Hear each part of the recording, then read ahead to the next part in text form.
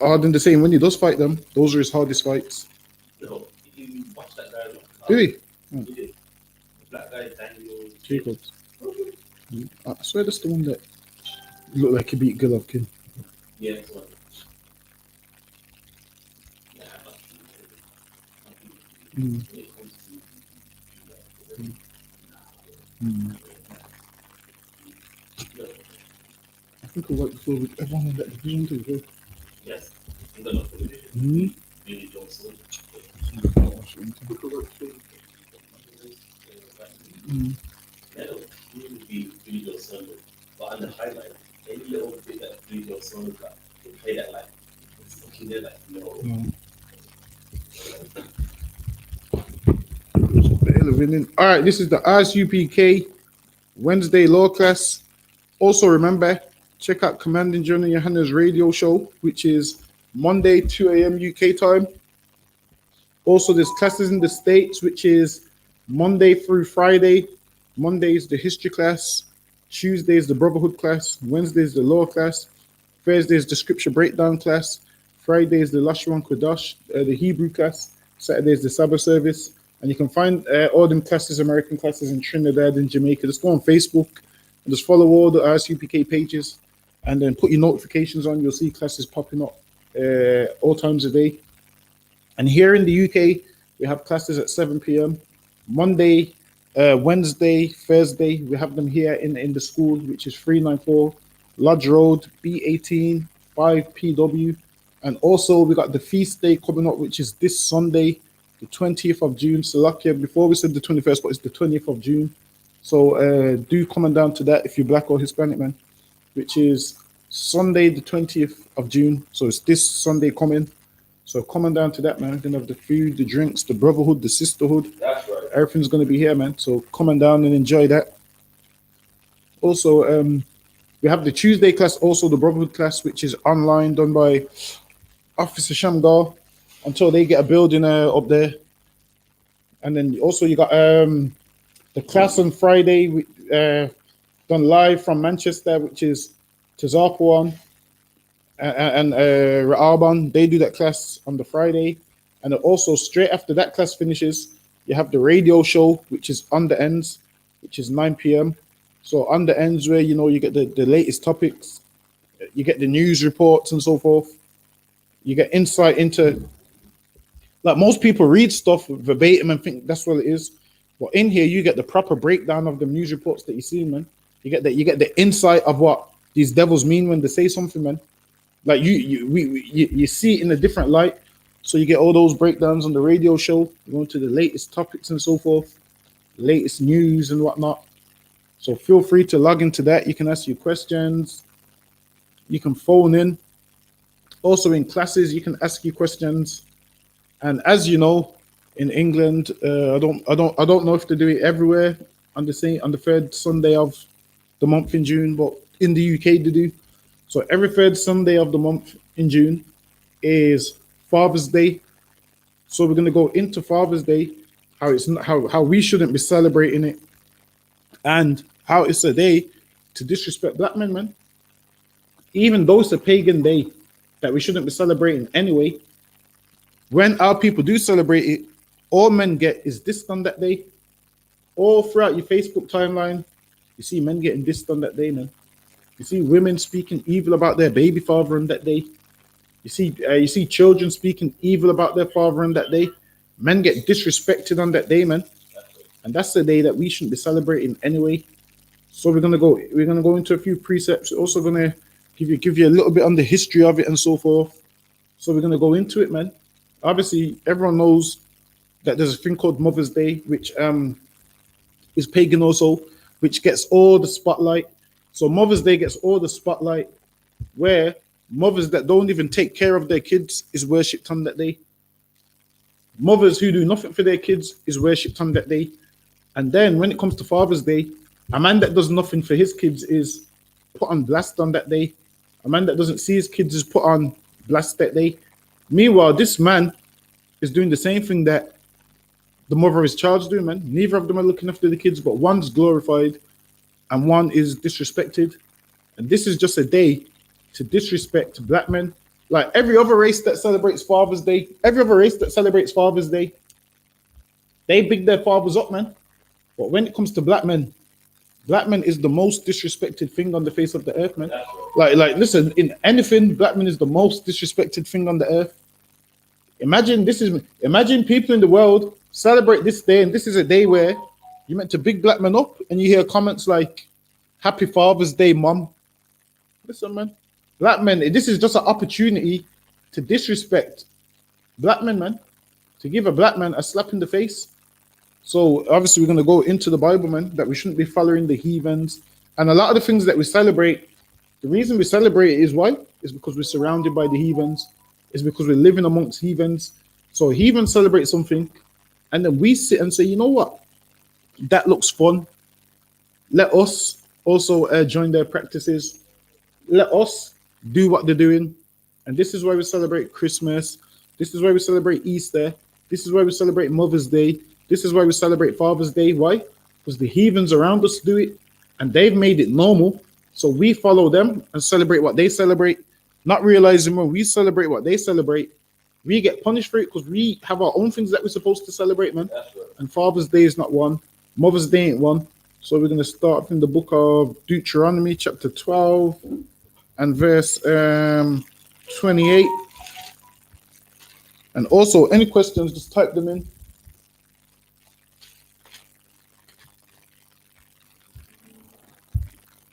Deuteronomy 12 and 28. Observe and hear all these words which I command thee, that it may go well with thee and with thy children after thee. So listen to the Lord, man, that these words might go well with thee and thy children after thee, meaning what? If our parents listen to these words, we wouldn't be in captivity right now, man. We wouldn't be what? In England right now. We wouldn't be in the land of our oppressors right now. We wouldn't be on the bottom right now. But because we didn't listen to the words, guess what happened? We ended up at the bottom of everybody. We ended up being everybody's footstool. We ended up being everybody's slaves, man. We ended up being everybody's laughing stock and everybody's joke. Why? Because we didn't listen to the Most High. Our parents didn't listen to the Most High. So now, us as the children of those parents is what? In captivity. Is in England. Is slaves doing some of the worst jobs known to men. Barely making ends meet. Living off a thing called the living wage, where the living wage is by the time it's time for you to get paid again, the next month, you can't wait for that payday, man. Because you need it. You crawl into that payday with like £10 in your account, man. Which means, imagine you keep living like that up until you're 70, until it's time to retire. Imagine every month you've only got a tenner spare, man. Which means up until you're 70, all them years of your hard work, you die with less than what you should have in the bank, man. You die like a man who's never worked a day in his life. That's so much of our grandparents, man. That's so much of our parents spent their life working. And when you look at their bank account, you wouldn't think they've worked a day in their life. That's what happens to us, man. Meanwhile, everybody else, every other nation works and they're able to buy houses, cars, set up businesses. They got a house which they rent out. And the house which they rent out, they rent to you, man.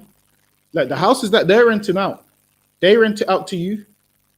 So they buy these nice houses, which the mortgage is, about $500 a month. And they're charging you to live their rent, which is about £600 and £700 a month. And the reason why people would say, so why wouldn't you get the mortgage yourself? The thing is this, in order to get a mortgage, you have to have a deposit, man. That's the thing. Most black people can't get the deposit because the bank don't want to give you the loan. And it's set up that way on purpose, so you don't get the deposit, man. Because if they gave you the deposit, guess what would happen? They couldn't rent their houses to no one. So by them not giving you the deposit, it means you have to rent and not get your own mortgage. And then imagine you keep renting, and then 10 years down the line, the man who you rent, you're still paying rent, but take that in mind. And then 10 years down the line, the man, you've paid off this man's mortgage, and he says, okay, you got 3 months to move out because, I'm going to put my family in there that's coming from abroad. Now you've paid this man's house off, and now you're just outside with your luggage and nothing else, man. Nothing to show for you 10 years of paying off this man's mortgage. And this is how we treated in this place, man. This is what it's like being at the bottom. Only black and Hispanic people can understand what this is like, man. Nobody else can't understand this, but read on.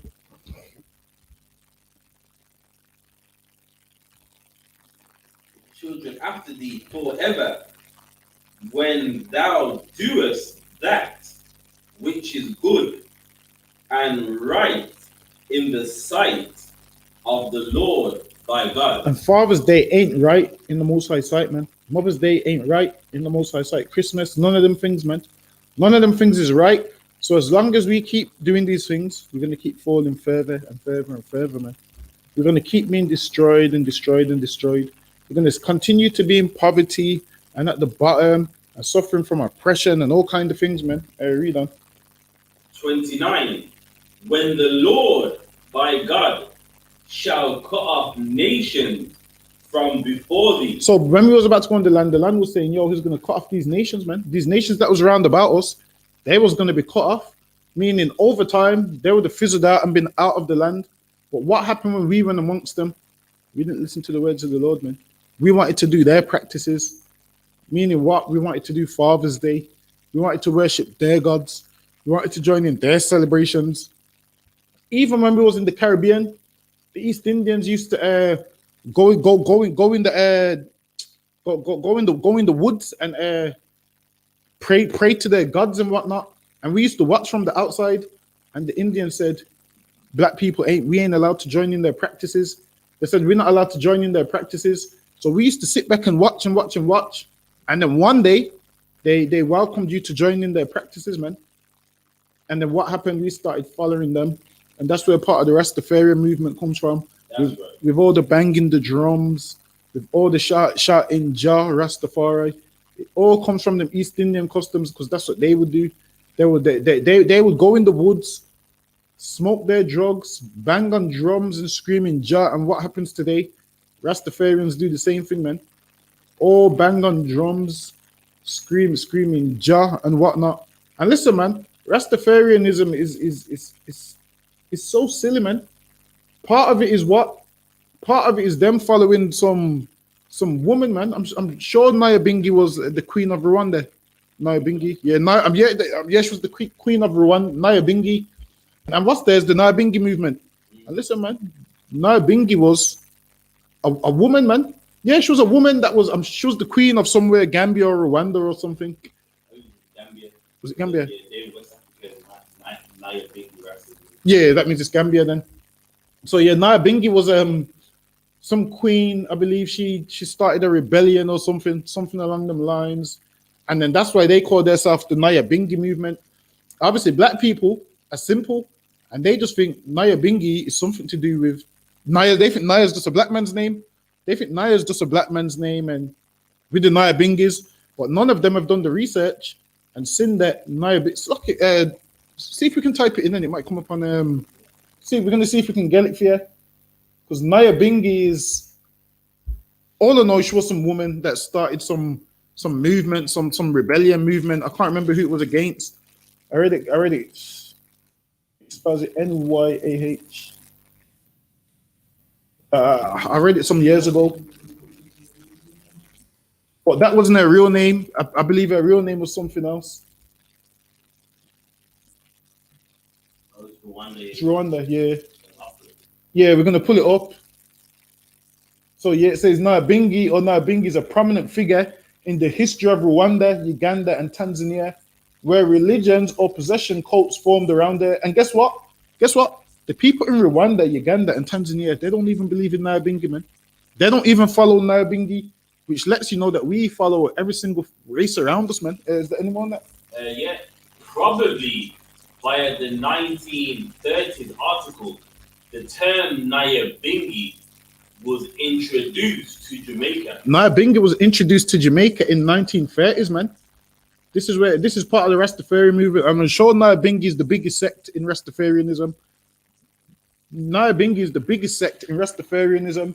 And it says Naya Bingi is a prominent figure in the history of Rwanda, Uganda, and Tanzania, where religions or possession cults formed around her, letting you know that this Nyabingi is a woman, man. Started in Rwanda, Uganda, and Tanzania. And guess what?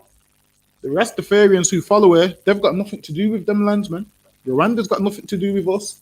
Uganda's got nothing to do with us. Tanzania's got nothing to do with us. But those people there, they don't follow this Nyabingi and all this stuff. But we do. Why? Because we lost. So we're trying to cling on to anything that seems powerful to us. Is there anyone that? Yeah. Introduced to Jamaica, there it was adopted by practitioners of Rastafari. There it was adopted by practitioners of Rastafari. So now, when you look at Rastafari, it's lucky this is a sidebar, we only meant to go into, but when you look at Rastafarianism, it's a combination of East Indians religion, Ethiopia, and now Rwanda and Uganda and Tanzania. So now, this is a combination of everything, man. Like, if you look at that religion, it's not just theirs. They've stole a piece of everything, man.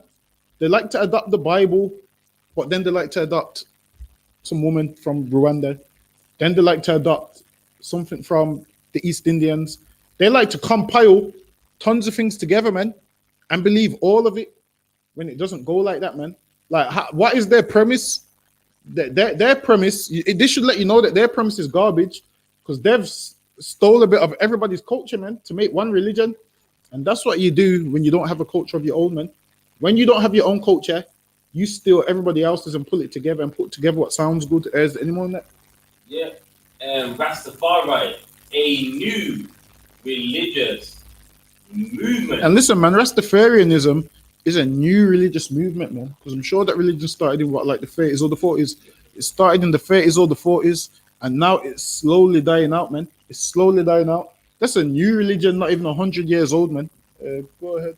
That used the term to describe their gathering and later a drumming style. See, we told you about the drums, man. Now, and this is why they're always banging drums. They got that from the East Indians. They got this Nyabingi from Rwanda, Uganda, or Tanzania, or all three. Go ahead. Style used in religious practices. And all these things is in their religious practices, man. I'm gonna go down. All right. So this is the origin. Nyabingi was a legendary Rwandan, Ugandan,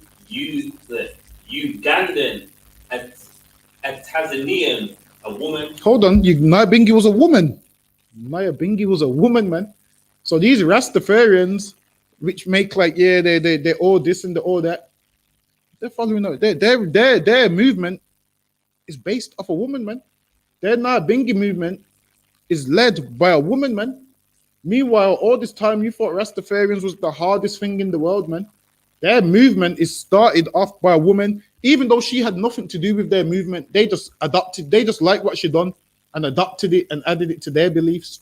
Even though this woman Nyabingi probably never heard of the Rastas, but I read on. Woman whose name is reported to mean the one who possesses many things. The date and place of her birth are contested. Jim Friedman, an anthropologist who studied the Nyabingi movement in Rwanda, Uganda, dates the birth of Nyabingi between 1750 and the 1800s. You was picking cotton at that time, man. Between 1750 and the 1800s, you was on them plantations, man. You was picking cotton. You was getting your back whipped. You was being abused, man. Is there any more, or should we just stop it there? The religion part. Oh yeah, you can do that part. Yeah. The veneration or a worship of the deity or spirit of the woman known as Nyabingi began in Rwanda around 1800. When you was in slavery, go ahead. She was thought to be a powerful force in everyday life. Religious practice operated through a medium who was in communication with the spirit of Nyabingi. See, listen, man. This is typical African religion. That what you pray to some ancestors and you pray to some spirits. You pray to some spirits and believe that they're working. Like this is no different to you believe in your ancestors and giving your ancestors money. Whereas there's a thing called ancestor money, where you give real money to a medium, what you call them. You give them real money, and guess what she gives you? Just blank pieces of paper and tells you, yeah, this is ancestor money, go and burn it, and then they get it. So imagine you would give $100 in cash, she would give you 2 pieces of A4 paper, and you think this is ancestor money. So you go and burn this, and then you think your ancestors get that money to buy things on the other side. No, where else do they believe you buy things on the other side? So they believe your ancestors have crossed over to the other side, and by you not giving them money, they're starving, the hungry, and the poor because you ain't taking care of them. So you give your hard-earned money to this woman that just gives you a piece of paper, and you actually make an altar. There's a special altar that you make, and you burn your ancestor money on this special altar, and then when it burns up, that money goes to them so they can buy groceries and live good. And this is African religion, man. They just take your money. They just take your money and give you a piece of paper that means nothing, man. And you actually believe this is ancestor money. If that's the case, man, why wouldn't this medium allow you to burn your own real money? Why? Because they want it for themselves, man. They want it where they can spend it. So you give them your money, and then they just give you a blank piece of paper that you burn on some altar that they teach you how to make. To tell you that you have to make the altar in a special way, and you have to put this on there, and you have to burn ancestor money on there. And then you believe these things benefit your ancestors. All these things is African religion, man, which our people is now doing. But read on. To appease her spirit, believers brought offerings to the medium who would negotiate with the spirit on the believer's behalf. See, and people brought offerings, man. Imagine you're bringing offerings and you're bringing them for no reason, man. This is what happens when you don't have no culture of your own. You believe that you have to do things to please someone that don't exist, to please something that don't exist. You believe that you have to go see a medium that goes to some spirit world and speaks to something that don't exist. And you think by you doing that, you're pleasing someone that doesn't exist. This is what happens when you don't have no culture of your own, man. Read on. While there were specific mediums that communicated with Nyabingi directly. Now, they say there's certain mediums that communicated with Nyabingi directly, and Rastafarians smoke weed, and they think they connecting with Nyabingi, man. All these things, man. Talking about, oh, yeah, you have to do this to see them and speak to them. Not realizing none of this stuff makes sense, but you give your hard-earned money, everything you've worked hard for, to some medium that's gaming you, man, that's lying to you. Why can't you speak to this person direct, man? Why does someone else have to do it on your behalf? You have to give your money and bring offerings. Listen, man, you do know those people steal the offerings, right? You do know that the people that you give the offerings to, because the person you think you're giving them to don't exist. So you know once you go, they just take them out and probably take them to their house, man, and keep them for themselves or give it to their family members. Them offerings don't go to who you think it's going to. Read on. Nyabingi could also possess ordinary people. See, and then this is another thing where people get scared. If you don't do this, you're going to be possessed by this thing. Also, back in the days, people used to believe that if they didn't believe in the moon, they would be punished and whatnot. They would be punished. People that didn't worship the moon or whatnot, I'm sure they used to call them a lunatic. They used to call them a lunatic, and lunar means what? Moon. Lunar means moon, and tick means what? Crazy. Tick means crazy. So they would call you a lunatic if you didn't worship the moon, meaning you would be looked at as crazy. And that was heathen customs, because they used to believe that there was a man that when it was nighttime, he used to drag a blanket over the sky, and that's why it was nighttime. Now, if you didn't believe that story, you would be considered a lunatic. But every culture outside of every race outside of the Israelites they had a different kind of moon worship. So some believed he dragged a blanket over the sky. Some believed it was a sun and moon that would fight every night and whatnot. All of those kind of things. Some would believe this one was a god, that one was a god. One was a god that ruled the day. One was a god that ruled the night. Certain things like that. And then some would believe some god drags a blanket over the sky. And if you didn't believe these stories, you'd be considered a lunatic, and people would actually stay away from you. Read on. YAHANNA could also possess ordinary people who were not leaders or official mediums within the religion. Belief in this religion was particularly strong in the southern parts of Uganda. This was strong in the southern parts of Uganda. And where's Uganda? Is the East Africa? Whereabouts is Uganda again? Yeah, I was thinking that Uganda, East Africa, or somewhere like that. It was strong there. So how the hell did us, who's in the Caribbean in North America, which obviously the Caribbean's located in North America, how did us start following this nonsense? How did YAHANNA make it from Uganda all the way to North America, man? All the way to the Caribbean? Read on. And the northern regions of Rwanda, areas which had formerly been a part of the pre-colonial kingdom of Medona. I don't know where the hell that is. You know what that is? Medora. I've never heard of it. You know what that is? Like Medona, before you had Uganda and Rwanda, it was an empire. Oh, that's what it was. So yeah, all of this nonsense. And then obviously what happens is Esau colonizes all these places, and then he gets rid of their religion and puts his own there. So once he got rid of all of these religions and whatnot, now you have things like Mother's Day, Father's Day. Whereas if Esau didn't dominate the world with his religion, these is the kind of things that we'll be following. We'll be more following these things, which is not our culture. Also, we would just be following what was round about us. But now Esau's round about us. We follow him. So what happens with us is we just follow everybody that's got religion. We just follow them. Whatever they say, we just follow it. So whoever's in power at the time, whoever's popping at the time, we just follow them. But we're going to go back to Deuteronomy. Deuteronomy 12 and 29.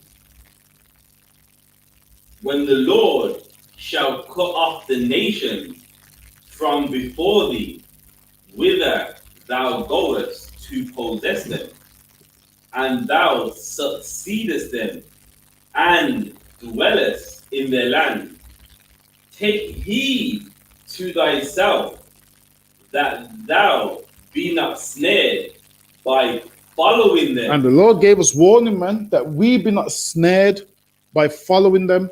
And what's happened? We live amongst heathens, and we get snared, man. We fall into a trap and start following them.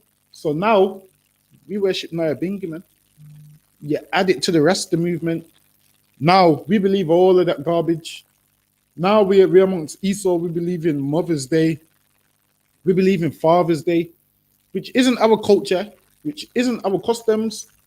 We wasn't doing these things when we was in our land. But now we're amongst the heathens. We do what these heathens tell us to do. And the Lord warned us. The Lord told us to take heed to ourselves, man, that we be not snared by following them.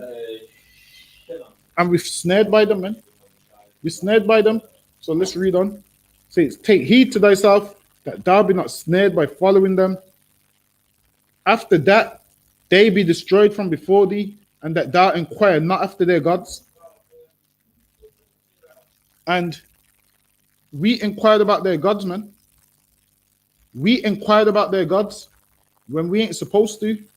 We ain't supposed to care about what they're worshiping. We ain't supposed to look into what they're doing. We ain't supposed to care about them wanting to follow YAHANNA and Rwandan gods and Tanzania and all of that stuff. We ain't supposed to do that, man.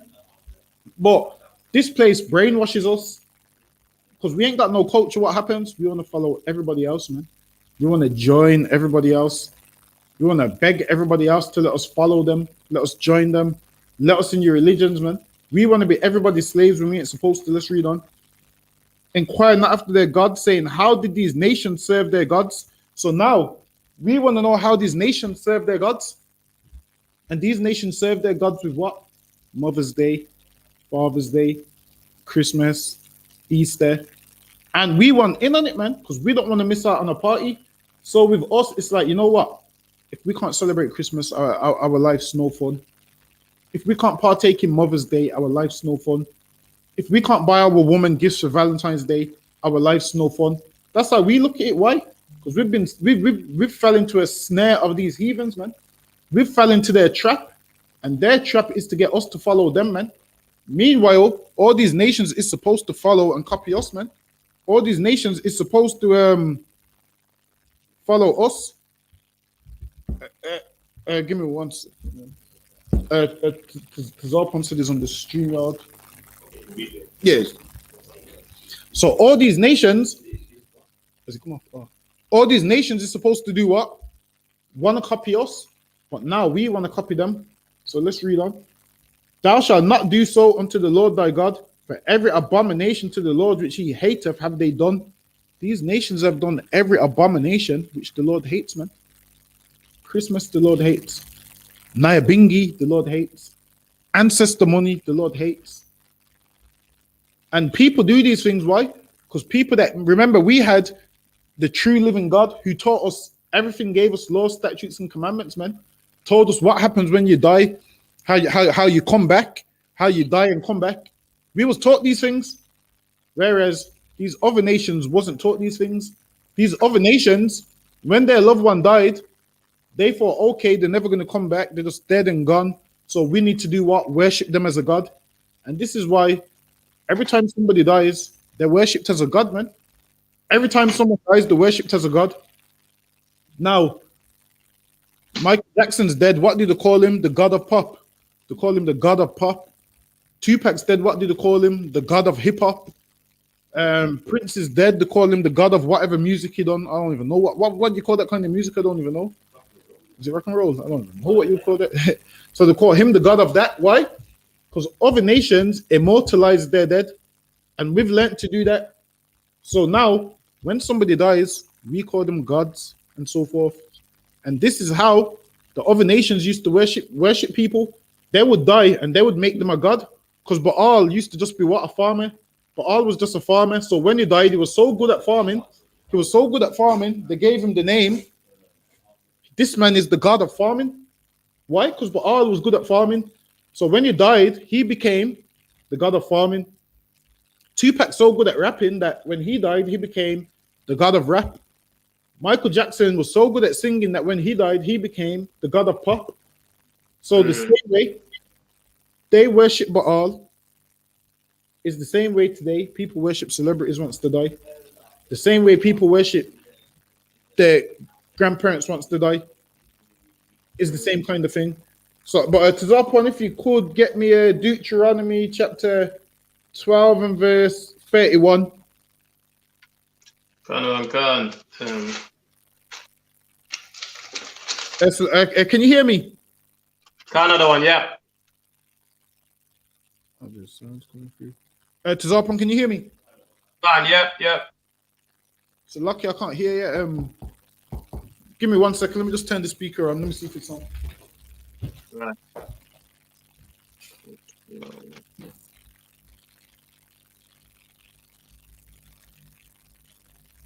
Tazarpon, say something. Let me see if I can hear. Shalom. Oh, I can't hear. 1 second. Say something. Let me see if I can hear. Come on. Oh, I can't hear. Can anyone in the chat hear Tazarpon? 1, 2. Someone deliberately done that. 1 second. 1, 2.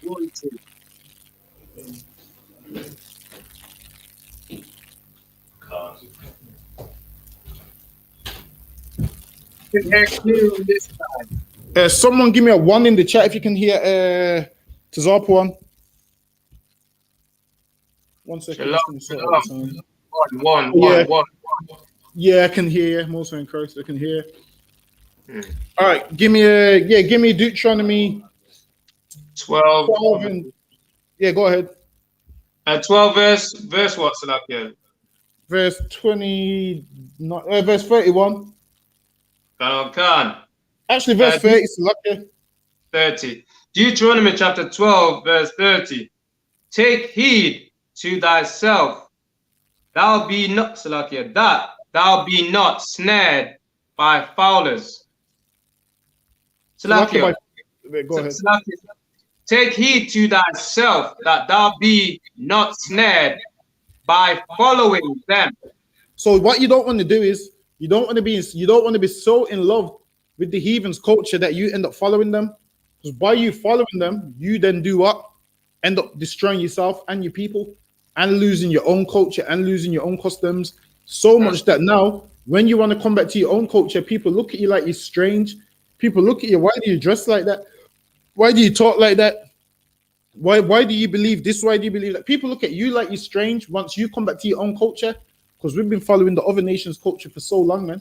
Whereas back then, everybody had their own culture. We had ours and they had theirs, man. And we wouldn't follow theirs and they wouldn't follow ours, man. They would do whatever they wanted and they would drop dead from disease. Why? Because they was eating all kinds of abominations, man. Their loved ones would drop dead and they wouldn't know that, okay, then when you die, your spirit goes to the Lord and you reincarnated and come back. They didn't know that. So what did they do? Worshipped men as gods.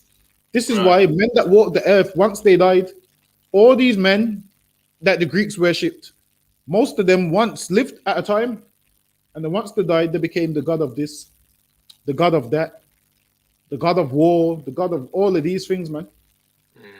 And then now we follow those things till today by saying Michael Jackson's the god of pop, Tupac's the god of rap. Meanwhile, back then they would actually worship them. Now most people just use it as a phrase, but that's where it comes from. And that's how Baal came a god, because he was good at farming. Like sometimes a man can just be good at something. It doesn't make him a god, man. It just means, he's good at his trade, man.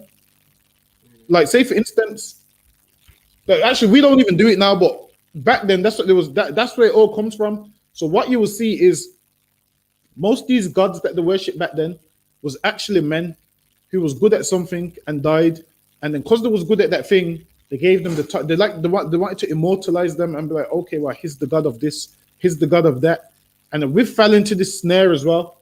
So we start doing things which what we learned from the heathens, because this was never a custom of ours, man. We weren't calling nobody the god of this, the god of that. We always understood what there was one God, man. We understood, all right, then the brothers died and he's gonna rise again. We understood that. These heathens didn't. And this is why even how death is today, when people die today, people be heartbroken for almost 50 years, man. People be crying for 50 years. I can't wait to see you again. I can't wait to this. I can't go on without you, not realizing that you mourn for a time period. And then after that, you stop mourning, man. And what happens? The Lord replenishes the earth and that person comes back into the earth. Right. That's how it is. But with heathens, they believe once you die, that's the end. Like it's just a blank screen. After that, you die and there's nothing else. You don't come back. You're just dead. And this is why they go to the graveyard every single day, cleaning up the graves, raking up the leaves that's fell on it, polishing the headstone, sitting there speaking to the grave. Whereas that's their customs. Now, can you visit the grave? Of course you can. Can you clean it up? Of course you can. But don't be going there every single day, sitting there, talking for hours, actually thinking the person's hearing you, because they're not hearing you, man. They ain't hearing you. That's heathen culture for them to sit down all day with a bottle of alcohol. It's even heathen culture to pour alcohol on the grave and whatnot. Because why do they do that? Because they believe that you should leave out food and drink for the dead, and they would consume it. They believe that if you leave food and drink out for the dead, they would consume it. So this is why when you see black people at funerals pouring white rum on the grave like this, that's where it comes from. You believe that they're consuming it when they ain't consuming it, man. Right. What you're doing is you're just wasting your white rum, that's all. You're wasting your white rum. That's all it is, man. Read on. Khan. Slacky, I read it again from verse 30. Take heed to thyself that thou be not snared by following them, after that they be destroyed from before thee, Yeah, go and ahead. that thou inquire not after their gods, saying, how did these nations serve their gods? We've inquired. We've wanted to know how did these nations serve their gods, and we weren't inquiring just to see what garbage to follow. We was inquiring because we wanted to partake in it. Read on. Even so will I do likewise.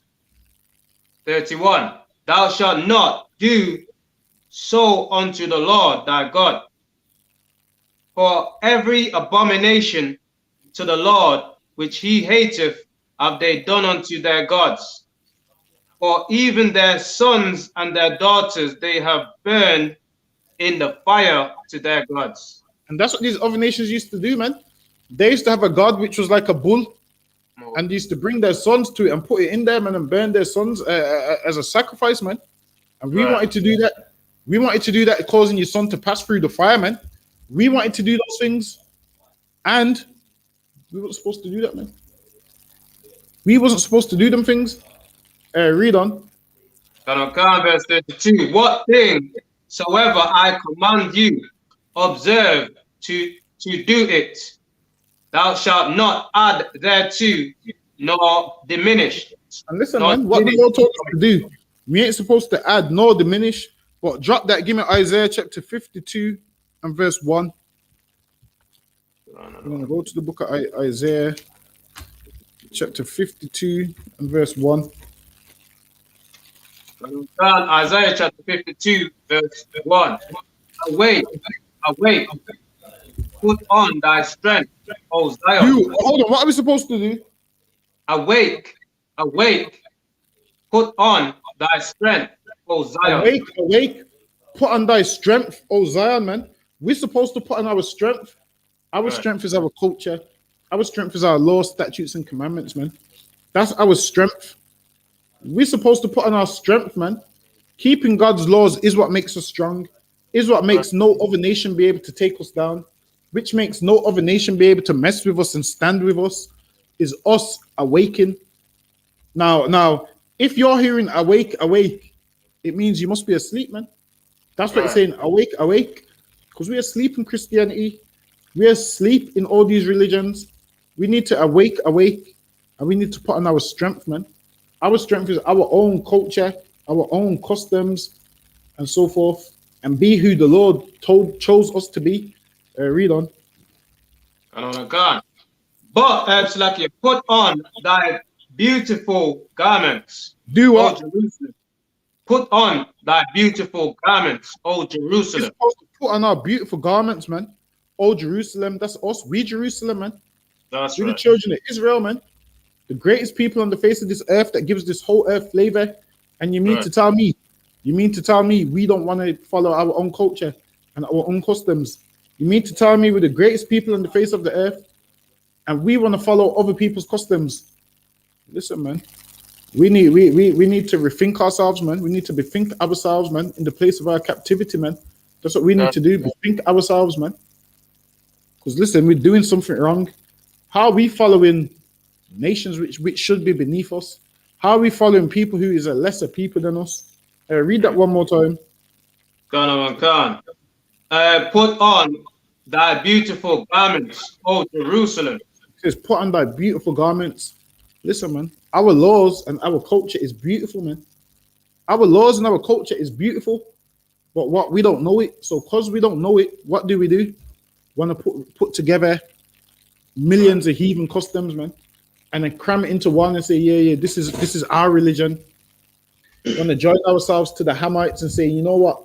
Yeah, because really, we the West Africans, really, we're the Africans, we're the Egyptians that built the pyramids. Listen, man, the Egyptians didn't build the pyramids, they whipped you back and made you build them, man.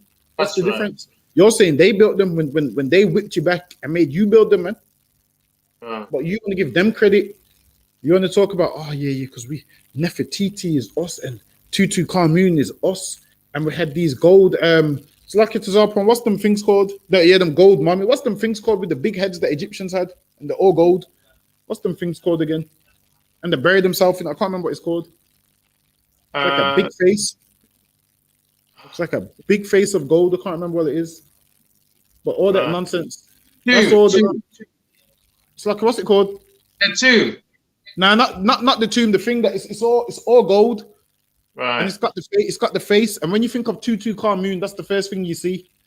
Like a big gold face. It's like a casket. It's like a casket, but it's not called a casket. Is that? It will come back to me later on. But yeah, we want to be involved with all those things. And listen, man, with the Egyptians, understand this, man. Most of their tombs got robbed anyway, man. You'd bury them in there with a ton of gold, and it got robbed anyway. Right. In certain religions and customs back in the days, when a man died, you would bury his slave with him, man, because they believed that the slave would go with him to the afterlife. Right. They wanted you to be this man's slave in the afterlife. Listen, man, guess what? What you'll realize is Esau done the same thing, man. These Edomites done the same thing back in medieval Britain, man. What would happen is what they would banish people to prison, man. They would banish you to prison, and you would go to prison. Some people go to prison in the Tower of London, man. The Tower of London is the same tower where Anne Boleyn got beheaded. It's the same tower where Richard III killed those two boys that would have been heir to the throne, but because he wanted it, he killed them.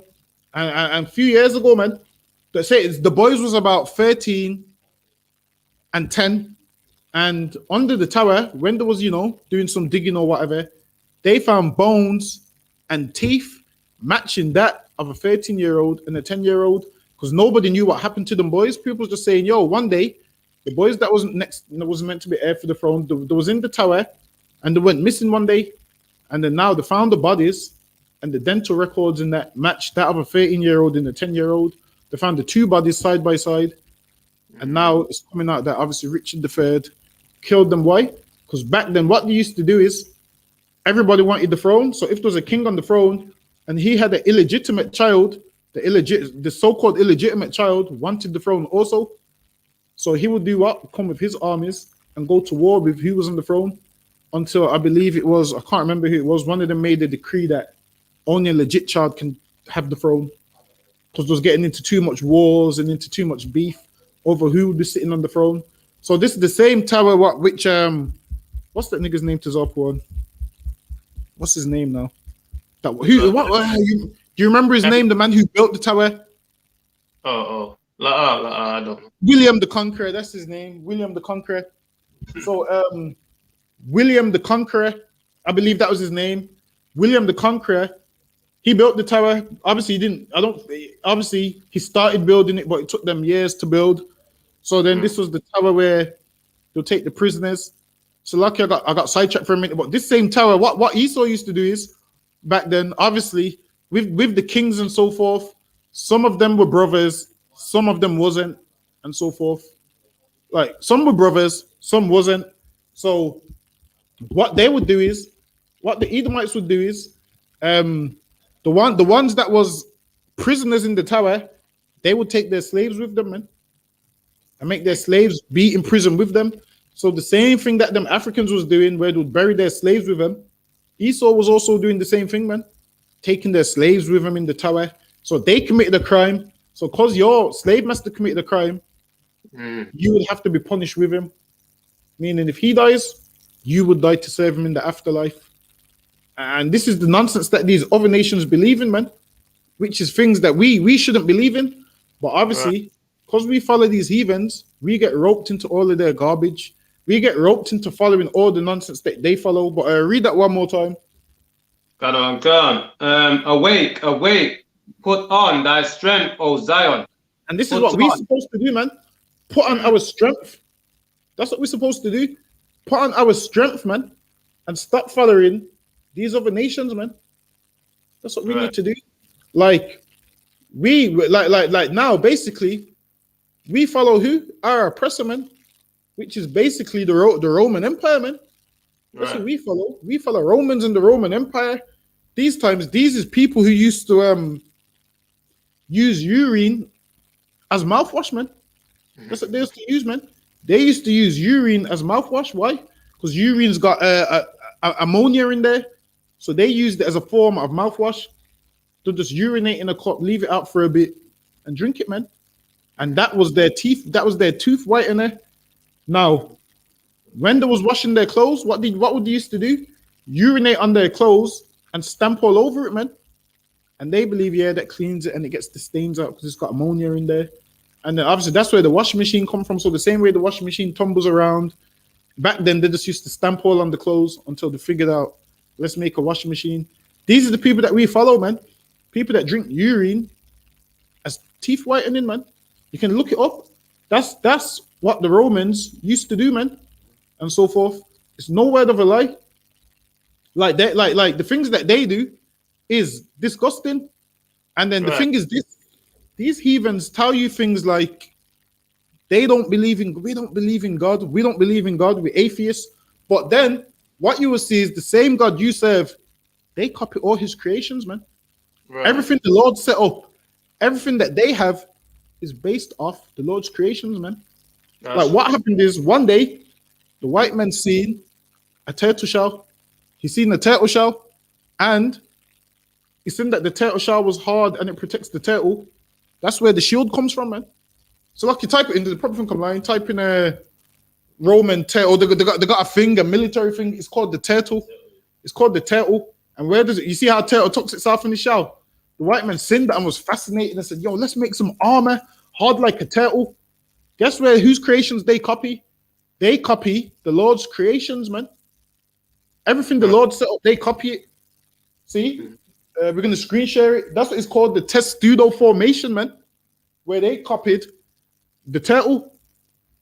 So every animal that you see the Lord created, this man studies them and be like, you know what? We need to make something similar. If he was so great, he would come up with his own creations, man. That's right. He would come up with his own creations. This is it right there. So what they do is they all turtle inside those together, and then they move forward, and then that way no arrows can't penetrate their shield or whatnot. They learned that from turtles who dock themselves in their shell. They call it the testudo formation, and it says in ancient Roman warfare, the testudo it's like a tortoise, not turtle. Says in ancient Roman warfare, the testudo or tortoise formation was a type of shield wall formation commonly used by the Roman legion during battles, particularly sieges. So they copied the Lord's creation, man. Meanwhile, we're thinking, yeah, Rome's so great, they got all these great weapons, and they tell you that atheists and they don't believe in God, but they sure do copy God's creations, man. Right. Even when they made the train, man. Even when they made the train, when the train was going through a tunnel, what happened? The train made a great loud sonic boom, man. And then it was noisy and it weren't good for the neighbors, and it was loud and it was deafening. So what did they decide to do? They said, you know what? Let's study the beak of a bird, how they prey on animals in the water, how they swoop straight down in the water without no one knowing and pick up the worms or whatever they was getting from the water. They got a beak. And then guess what they done? They looked at the train. They gave the train like a bird's beak and pull it through the tunnel. And guess what? It doesn't make no noise no more. You can look that up as well. Type in the bullet train. That's what it's called. They typed in the bullet train, and it derives from the beak of a bird, man. All creation, well, everything that they make, you think, yeah, these people are spectacular. These people are spectacular. Not realizing they've stole the Most High's creations, man. That's right, man. So there's a train. If you probably can type in bullet train origin. Let's see if it comes up with bullet train origin.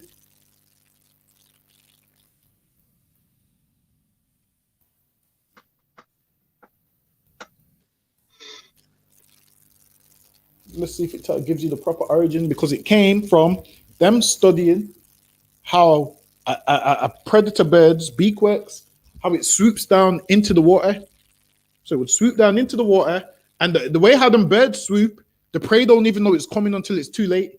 So they wanted the train like that, the train to go through the tunnel. And then what would happen is the force and the wind of the train going through the tunnel would make it create a loud sonic boom, which was loud. So then they changed the front of the train like a bird's beak, and then it went through the tunnel, and it didn't make the sonic boom no more. You got it. All right then. There you go. See, this is the proof that I'm not lying, man. I think sometimes people think we're making stuff up in classes, man. And this is from the bbc.co.uk news in the section Science and Environment. So lucky, listen, man, these things is fascinating to me, man. I ask my rib if you think I'm lying. Listen, I've been reading a ton of books at home, watching a ton of programs, and half the time, she's looking at me thinking, why are you reading that? Why are you reading that? Or why are you watching that? She'll be trying to sleep, and I'm watching all these funny videos about kingfishers and trains, things that people think, what the hell is he watching? The neighbors must be thinking, what the hell is he watching? But these things is fascinating to me, so lucky. All right, so this is the article, How a Kingfisher Helped Reshape Japan's Bullet Train. Japan's famous bullet train used to make a loud boom when it traveled through tunnels. I told you, it used to make a loud boom when it traveled through tunnels, man. Go ahead. But thanks to a spot of bird watching. And listen, man, the Lord created birds a long time ago, man. The That's Lord right. created these animals, and the Lord said, it's good, man.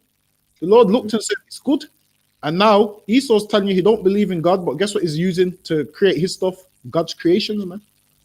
Imagine you worshiping the stuff that the Lord gave you, and you ain't supposed to worship it, man. This man's don't believe in God, but is stealing all of God's creations. Read on. Bird watching. An engineer was able to fix the problem after he was inspired by a kingfisher. He was inspired by what? A kingfisher. These people that made bullet trains was inspired by a kingfisher. You see cars and planes and think it's all new, not realizing this man makes everything based off the Lord's creations, man. Read on. If there's any more on that, or do you think we got to the point basically with that?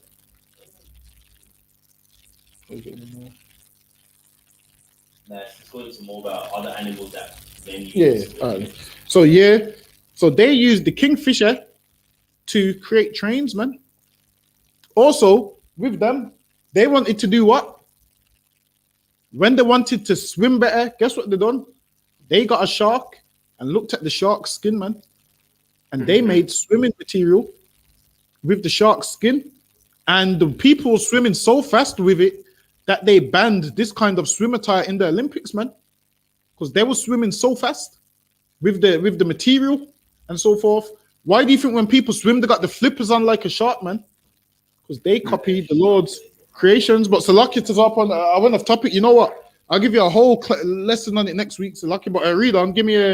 Read Isaiah 52 again, Salaki. I keep getting sidetracked. I ain't even got into Father's Day yet. But obviously, I'll go over all of that next week. Whoever wants it, read on. And Salaki, I was going to say about the Velcro as well.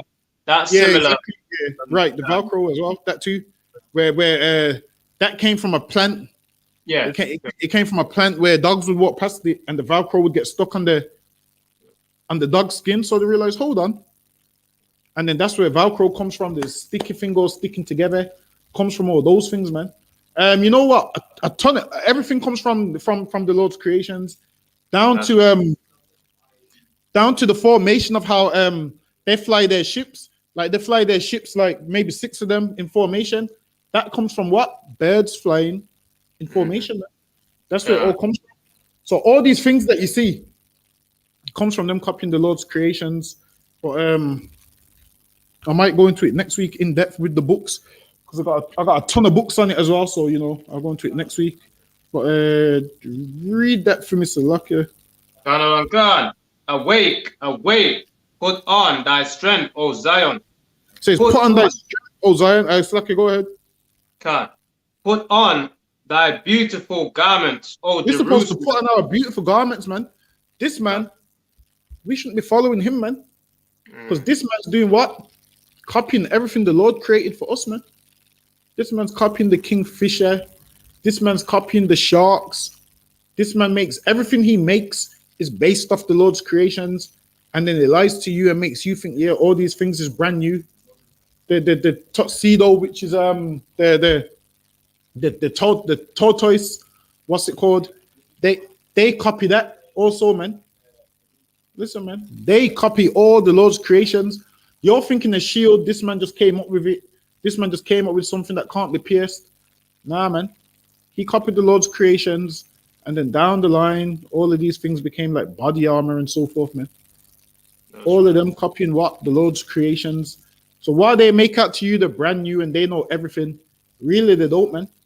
They examine animals.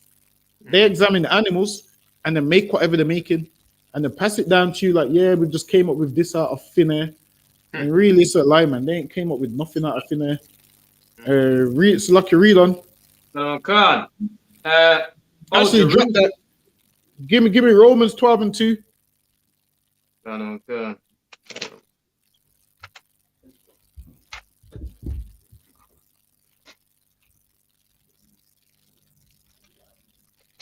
Romans chapter 12, verse 2. And be not conformed to this world. It says what? And be Salakia, and be not conformed to this world. It says, be not conformed to this world, man. We ain't supposed to be conformed to this world.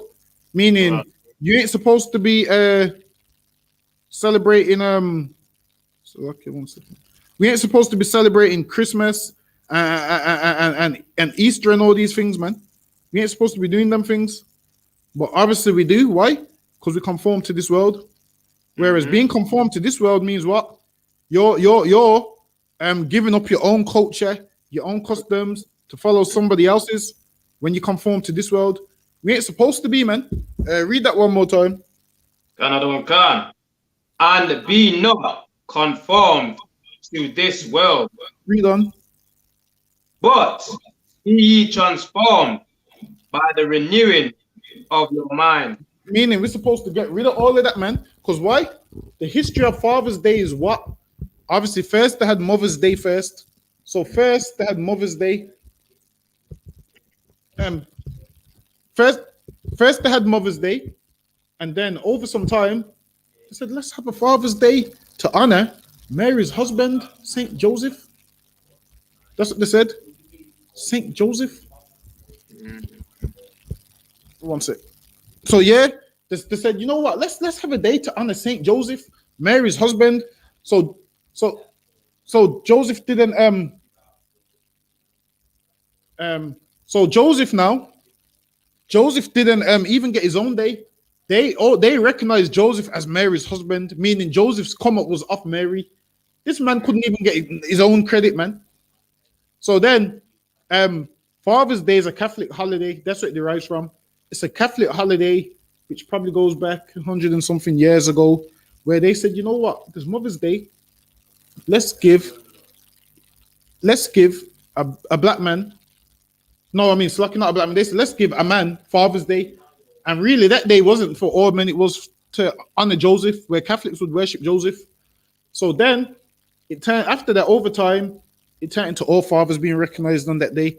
And then what they done after that is, at first, people was laughing, saying, ha, men having Father's Day.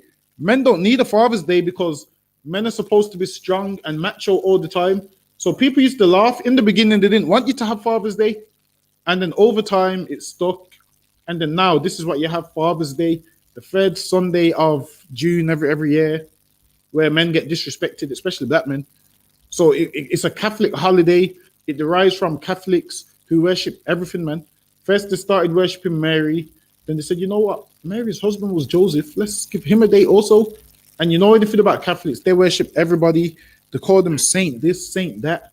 Like when they say Joseph, they'll be like Saint Mary, Saint Joseph, Saint Peter, Saint Paul, all of those things, man.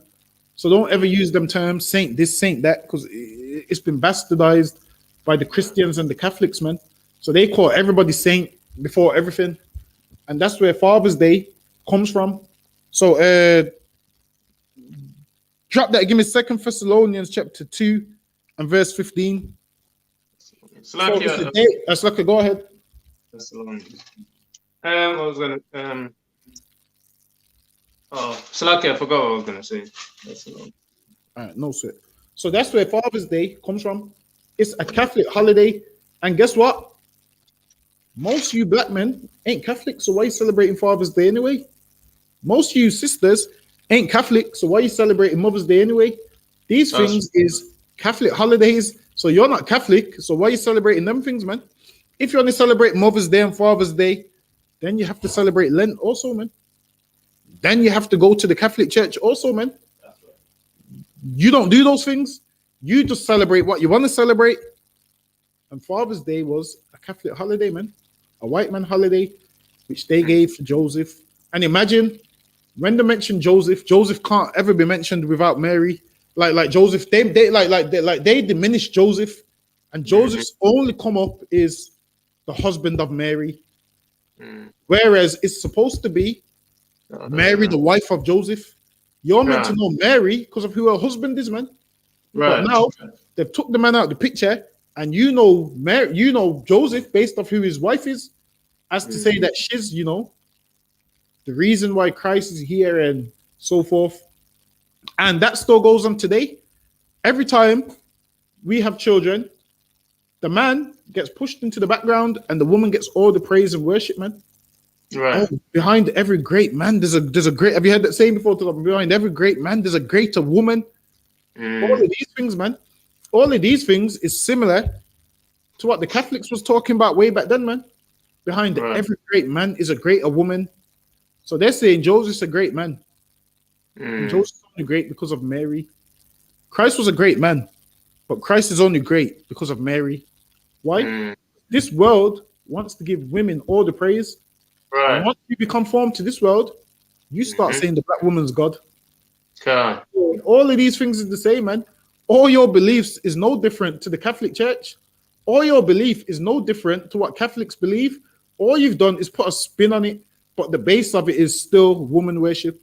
The base of it is still diminish men and put women on a pedestal. The base of it is still the same. Read on. And Salaki, other one, if I may. What is it? Second Thessalonians, what is it again? 2 and verse 15. 2:15, yeah. I was gonna say now that even that Father's Day, even that day, man, the women are claiming it because what they say is I'm the mom and the dad and all this other stuff. They claim that like Exactly. a man can't even get that day anyway. It's obviously heathen, not interested, but they can't even get that day anyway. You know what I'm saying? So Exactly. The one day that a man's supposed to get, he can't even get it, man. The one day he's supposed to get, women take it for themselves. Happy Father's Day, mom. right.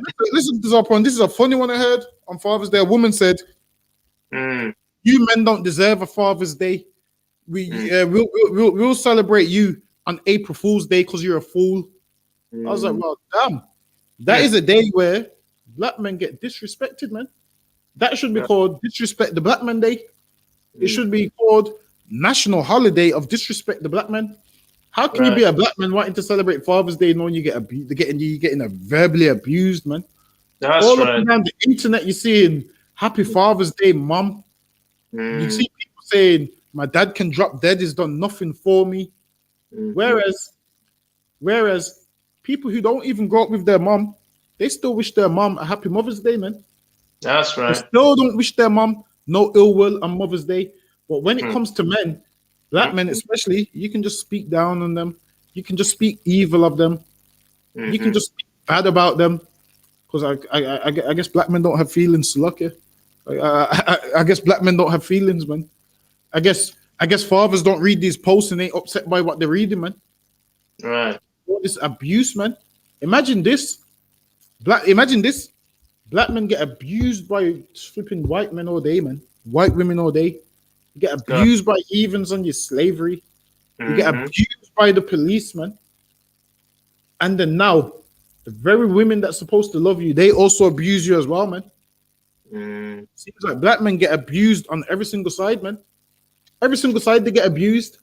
Like, where is a place where black men can be loved? Only in the I.S.U.P.K, man. Only in the I.S.U.P.K is a place where black men can be loved, man. In here, black men be loved the way they're supposed to. By the sisters, man, by the brothers, man. And then once you move outside of these doors, man, that's when you get all the abuse. All the abuse from you. Imagine that, man. Black men must be depressed, man. Especially if you're not in the I.S.U.P.K. because you're abused on every side. There's not even a place where you can go rest where you don't be abused, man. There's not a place where you can go sit down under a nice tree and not be abused, man. Right. Whereas in here, man, in here you can come and sit in the shade where you can shield yourself from the abuse outside there, man. Imagine if you don't come through these doors, you're just there with all the abuse, and people wonder why male suicide is so high, man. Male suicide is so high, which nobody talks about. Right. Why? Because they teach that men are supposed to be strong and men can't speak about their feelings. Men can't speak about what upsets them. Because if you speak about what upsets you, you're soft and you're weak. So what do? Men bottle it all up, man, until they can't take no more. And then what happens? They hang themselves. And then what happens? Every time, listen, all throughout the year, people hate black men. But when a black man gets killed, guess what happens? Women run to the forefront. Oh, we need to protect our black men. When yesterday you were saying niggas ain't shit. That's right. Yesterday you were saying black men are deadbeats. Yesterday you were saying black men ain't good for nothing. Now this black man who died believing that niggas ain't shit and black men are nothing. Now you're saying black men needs to be protected. It's a little too late for you to protect that brother now, man. Right. It's a little too late, man. Maybe you should have thought about that before you jumped on Facebook saying niggas ain't shit, black men this, black men that. Listen, it's coined as a phrase now that niggas ain't shit. When's the last time you've heard Arab women say Arab men ain't shit? When's the last time you've heard Chinese women say Chinese men ain't shit? That's right. Them things you don't hear, man. You know why? Because the Arab woman respects the Arab man, man. The Chinese woman respects the Chinese man. But when it comes to a black man, you can just abuse him and disrespect him. You can just abuse him and disrespect him all up and down social media. And all your chicken head female friends co-sign it, man. All your chicken head female friends co-sign it while you talk bad about a black man, man. The day is coming when you ain't going to be able to fix your mouth to talk bad about a black man, man. The Lord's just going to make a man more precious than gold, man. Because why? Now we've been reduced to rubble in this place, man. People speak about us like we're garbage and like we're rubble. But the day is coming when we're going to be fine gold, man. Where we don't have to go on the internet and say a niggas ain't shit post. Where we don't have to go on the internet and see sisters talking about they're going to start dating outside of their race. When do you see that? When do you see the Arab woman talk about she's going to start dating outside of her race? When do you see the Chinese woman saying her soul? Listen, you've never seen a Chinese woman say her soulmate might be a black man. They don't say them things, man. But when it comes to our sisters, what do they say? My soulmate might be a white man. My soulmate might be a Chinese man. The black man is the most disrespected thing on the face of the earth, man. And when you speak out against it, guess what? People say, oh, you got problems, you got issues. Listen, man, we disrespected all the days long, man. We disrespected every day of our life. That's and right. The women who's supposed to love us, they're abusing us, man, along with Esau, along with all the other nations, man, abusing us. When the Lord gave a black woman as a helpmeet to a black man, but now niggas ain't shit. Niggas is good for nothing. They don't take care of their kids. They have babies everywhere. They don't want to get a job. It's time to start dating outside of our race, sisters, because black men are no good. And then guess what happens when they date outside of their race? That white man leaves them too. That's right. That white man leaves them too. Right. So what? And after that, guess what happens after that? They still don't speak bad about white men, man. That's Still right. don't speak bad about white men. Only speak bad about black men because I've realized everything in life is a black man's fault. Everything is our fault, and we what's wrong with the earth, and we the problem. That's how it seems, man. But read on before we get sidetracked too much. Go ahead. Another one, Khan.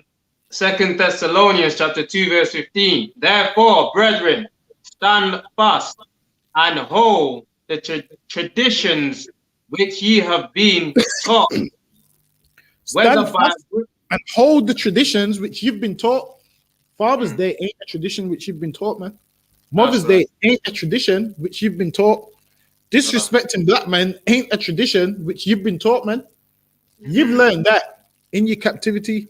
You've learned that from our oppressors, man. To speak bad about black men, to speak about black men like belittle them, and so forth. That's stuff that you've learned from our oppressor, man. That's right. Read on before going on another tangent. So lucky. Is there any more on that? Can a bit more, yeah. Go ahead. Whether by word or our epistle. Whether by word or our epistle. Listen, man. In them epistles, you ain't never heard to disrespect a black man. Show me in the epistle where it says to disrespect a black man.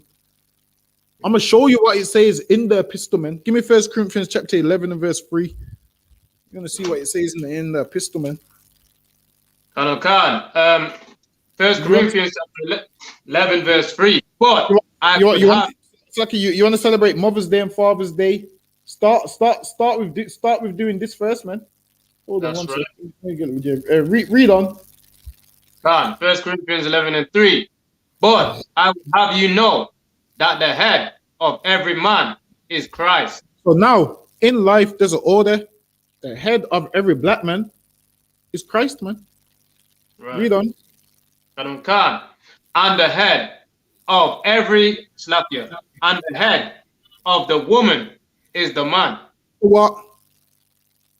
And the head of the woman is the man. You better start learning to respect black men, man. That's right. You had sex with this man. So imagine this man's trash. This man's garbage. This man's good for nothing. This man's a deadbeat. This man's useless. But guess what? He still had sex with you. Right. He still had sex with you. So if he's trash, doesn't that make you trash? If he's a deadbeat, doesn't that make you a deadbeat? Listen, man. If he's trash, that would also make you trash. I mean, when you see a bin, what do? You put rubbish in it, man. So if he's trash, you must be trash also, is why you're attracted to him, man. Right. You must be a garbage can that attracts the trash. Like when we see a bin, we know, okay, we throw the trash in there. So you must be the garbage can that attracts the trash if he's trash, man. Because he's still got to have sex with you. You didn't have to open your legs to him. You didn't have to do nothing with him. But now he's trash. Now he's a deadbeat. That means you're also a deadbeat, man. So before you speak bad about him, whatever he is, you must also be. Read that one more time. But I would have you know that the head of every man is Christ. And the head, go ahead.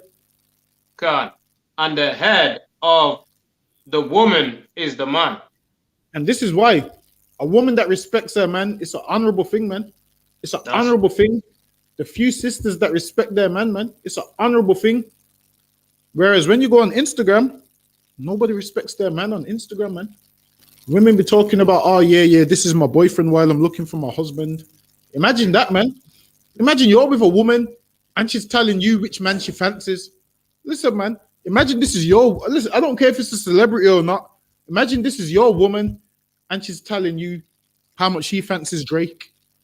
That means if she has the chance to sleep with Drake, she's going to take it, man.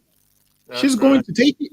Your woman ain't supposed to be telling you which next man she fancies, which next man she wants to deal with. Nah, man. That's disrespectful to you. That's right. You need to check her. Because that means what?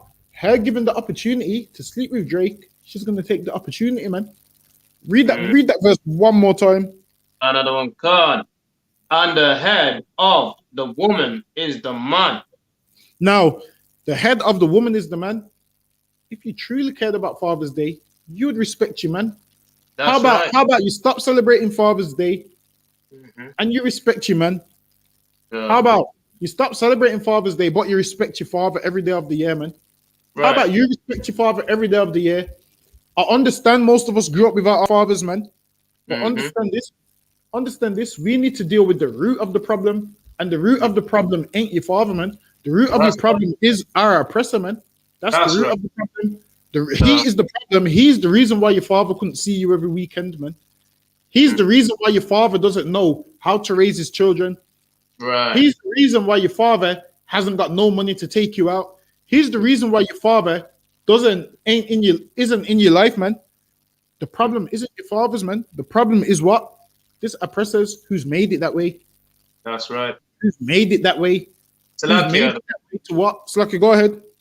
Yeah, another one. Yeah, it's not just systematical racism, just like that, man. It's systematical anti-father, man, anti-black dads in the homes, man, you know what I'm saying? Exactly. And they use our women, which is, I mean, that's the best tool to use to destroy the black man. Use his own woman, man. You understand? To destroy Exactly. them. And you got the whole family destroyed right there, man. So, you know, just like, Go ahead. just like the serpent going to Eve, man. It's the same way the oppressor goes to our women today, and you know what I'm saying, tell her you don't need to listen to him. You know what I'm saying? Did God tell you, was it not to eat of this tree? You know what I mean? You don't need to listen to him, etc., man. But yeah, it's lucky. That's And that's so true, man. Like this man, what he does is he has a string and he has two puppets, and he plays us both against each other, man. right. So now black men hate black women hate black men. We don't get along no more. So what happens is a sister would diss brothers, and then brothers be like, you know what? Let's diss the women back.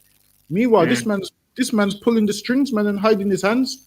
This man is the problem of all our problems, man. He's the cause of all our problems, but we don't see that. We don't see the man pulling the strings. We just see each other, and this is why the phrase "niggas ain't shit" exists, man. That's right. Because the reason niggas ain't shit is because the white man stole from us, brainwashed us, stole everything from us, and made us not be shit, man. Whereas sisters should be saying, we love our brothers, man, and it's wrong what the white man's done to them. That's what they should be saying, man. Right. But instead, we have to hear niggas ain't shit every single day of our life, man. Imagine by the time you're 10, you're hearing niggas ain't shit. I was just about to say it's like your whole life. Get me? Even in your head when you're trying to think, you're hearing in the back of your mind, niggas ain't shit, niggas ain't shit, niggas ain't shit. All in the back of your mind, man. In your dream, you're hearing niggas ain't shit, niggas ain't shit, niggas ain't shit. And then you're waking up and you're hearing niggas ain't shit. You put on the radio, Cardi B's on Hot 92, you're hearing niggas ain't shit. Listen, man. This is the life of a black man, man. You hear that 24/7 to where it's ringing in your head, man. To where it's printed in your head. Niggas ain't shit. And this is what our oppressor does to us, man. And then Father's Day is a day for women to get all their hatred out on black men. All their hatred out, man. You see all that hatred you've got built in for the whole year. That is your day for you to let all that hatred out. That is the day for you to unleash your tirade of disrespect. Go ahead. So like the other one, if I may as well, man. Like, yeah, you know, the black woman's so frustrated from slavery days, man.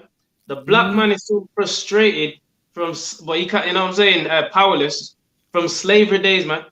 But then they give the black woman that leanway, that elevation to take her anger out on her own black man that's supposed to be, you know, the one to defend her. But he can't because of the poverty and the position he's in, man. The oppression that he's in, he can't defend his family and his household, his wife, etc. You know what I'm saying? So now, yeah, she can't see that because she's also got, you know, when they used to chase the man away or send him away or sell him away, the woman would think he just got off. You know what I'm saying? She's pregnant with a child, whatever. She just think he just got off, but then the master sold him. But then she grows up with that hatred that, you know, and then it comes down to today, man. And then we got the gender wars now. You know what I'm saying? It's lucky. And then now he's put us against each other, man. So now most of us don't even know why we're against each other. We just grow up and it's the battle of the sexes, man. We just grow up with this thing called the battle of the sexes where what? Women want to hurt men. Men want to hurt women. When we're supposed to work together. That's right. Whereas the white man and white woman works together, man. He would go out to war and she would nurse him when he comes back, man. She would make his packed lunches for work. Listen to Zarpan.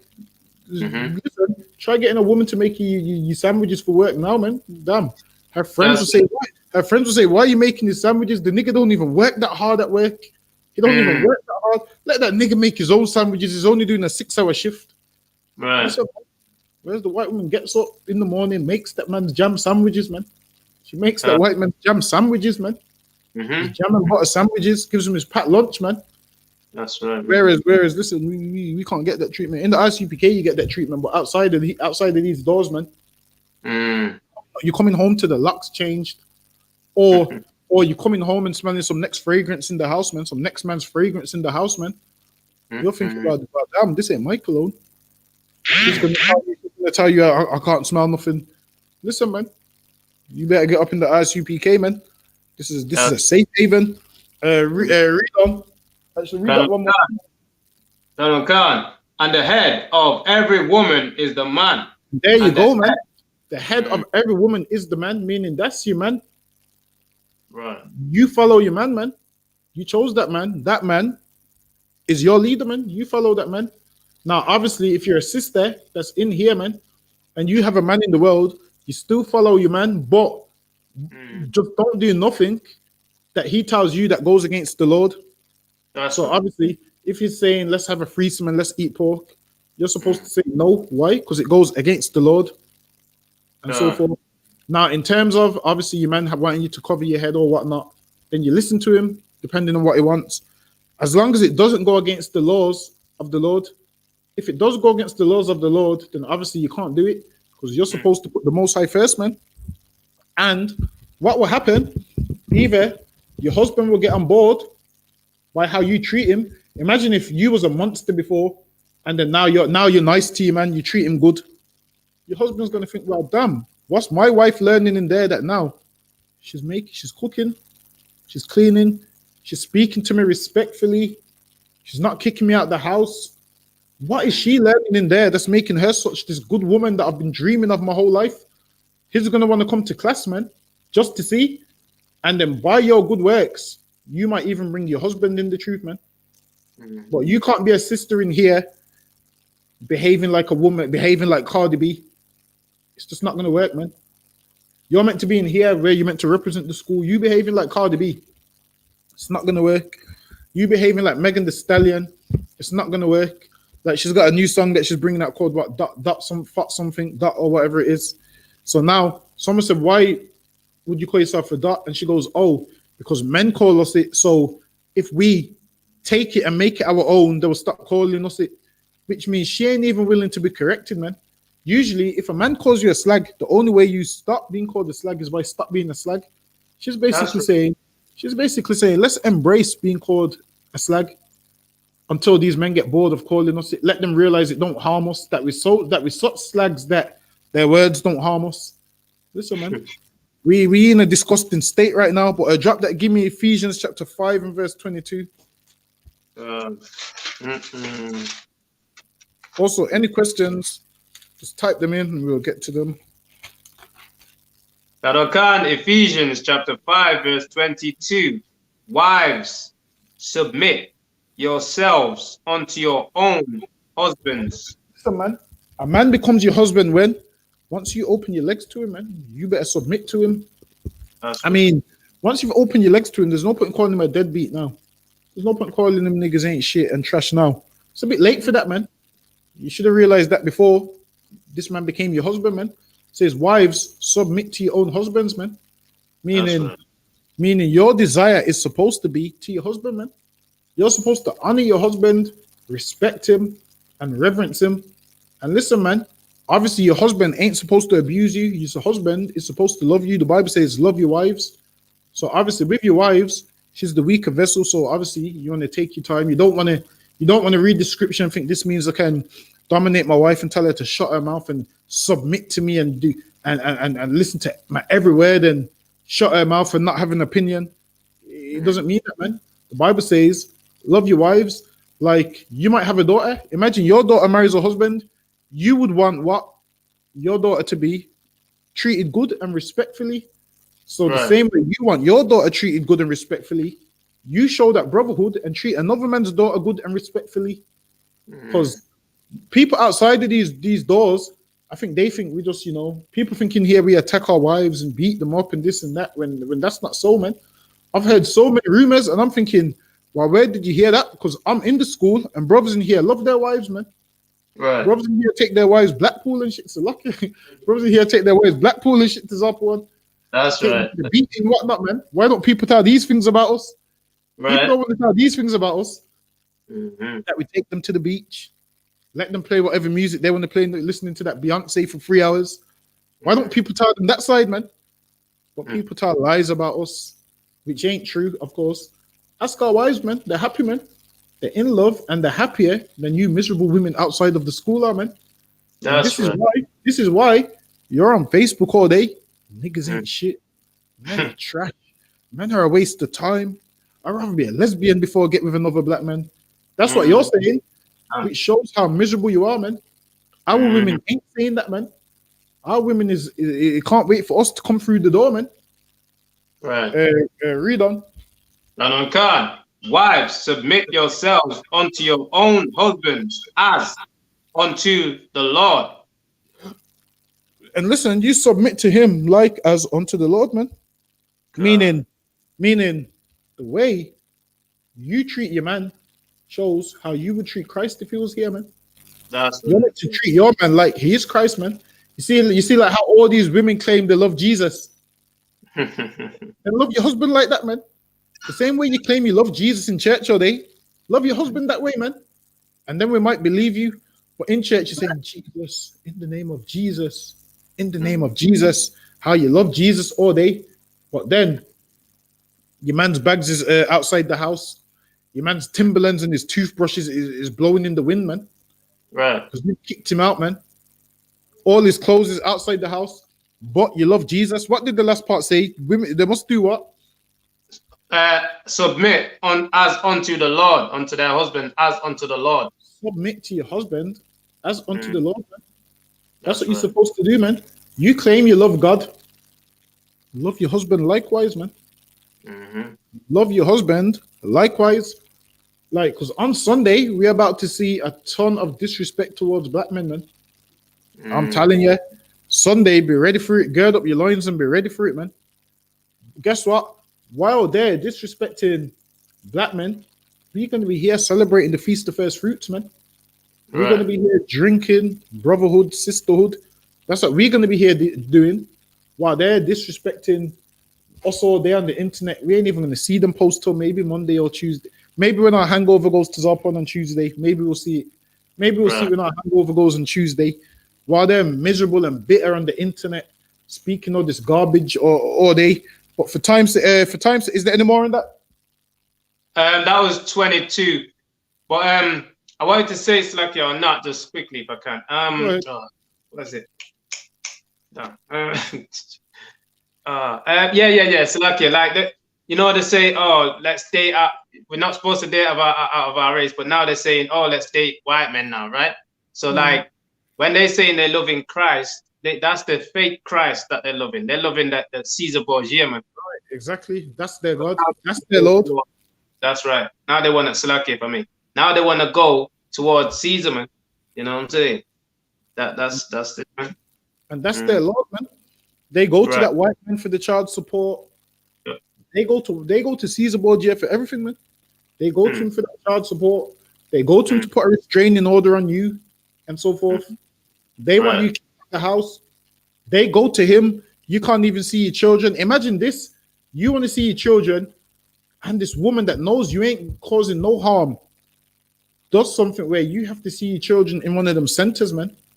What's the place called again? It's not called the center. It's called something else. What's it called again? What's the name of it again? Whatever it's called. Someone online must know. What's them? So many black men had to see their children there. Someone online must know. What's them centers called where you have to go there and you see your children there for a few hours? What's it called? Something custody with there's someone there. Supervise something. Yeah, Is it? Supervise. Can't remember the name. Supervised visits or whatever it's called. Imagine this is your child, man. You want to spend time with your child, and it has to be supervised by somebody else. Right. And imagine this. Now, when you're with your child, you never diss the mom because you're too focused on spending time with your child. But that child grows up its whole life thinking my dad ain't shit. And You look after that child, and when that child gets to 16, 17, that child's hated you his whole life, and then realized, you know what, my dad wasn't that bad. They realized the child, Salakia Marib said supervised contact center. Salakia, that's what it is, supervised contact center. So yeah, you have to go to a contact center. Imagine you want to see your child in your own home. You got toys there, the PlayStation. You just want to spend time with them and chill. And you can't even do that. You have to drive an hour away to a center, man, and sit there in front of some Edomite to play with your kid. That's the mediator between the two, which is going to make a man say, "Damn that! I don't want to see the child if that's the circumstances." And to the child, well, your father's stood you up again. Your father's not turned up again. Father was meant to collect you at 1 p.m., but he ain't turned up again. Because what happens is children grow up loving their father, and then someone brainwashes them to hate him. Because if a mom always says to a child, your father loves you, but he can't see you right now, he will in time, but he loves you, he loves you, he loves you, he loves you. The child would love the father, but if the mom's saying the child hates you. No, if your mom's saying your father hates you, this is the other one. Your father's too busy with other women. He's too busy running around with other women. He's put these other women before you. So that's another one. So then what happens? The child then grows up to hate their father, and they don't even know what hate is at this time. They don't know what hate is at this time. They just know we hate this man because my mommy told me to hate him. Stop teaching children to hate their father, man. Teach children to love their father, even if they just love him because he gave them life. Teach them to love him, man. Teach them to respect their father. Like, you ain't supposed to teach your children to hate their parents, man. Obviously, what you are supposed to teach them is to do what? Hate their oppressor, man. That's right. Because he is the cause of the problems. He's the reason why this father has to go to the contact center. He's the reason why this father is on child support. He's the reason why this father has all these legal battles, man. But read on. Verse 23. For the husband is the head of the wife. But the husband is the head of the wife, meaning what? The husband is supposed to make the decisions, man. Now, sometimes your wife can have a wise opinion, and she brings that opinion to you, and you be like, you know what? That's a wise decision. Let's do that. She should bring it to you and be like, that's a wise decision. Let's do that. That's what it means, man. The husband is the head, meaning he has the final say on what's going to happen and how things is going to run, man. Like, obviously, the woman's the weaker vessel, so she's supposed to take these things to her husband, and she's supposed to trust her husband enough to make a wise decision. This is why if you're not married, it's very important to know what to look for when you're going to get married.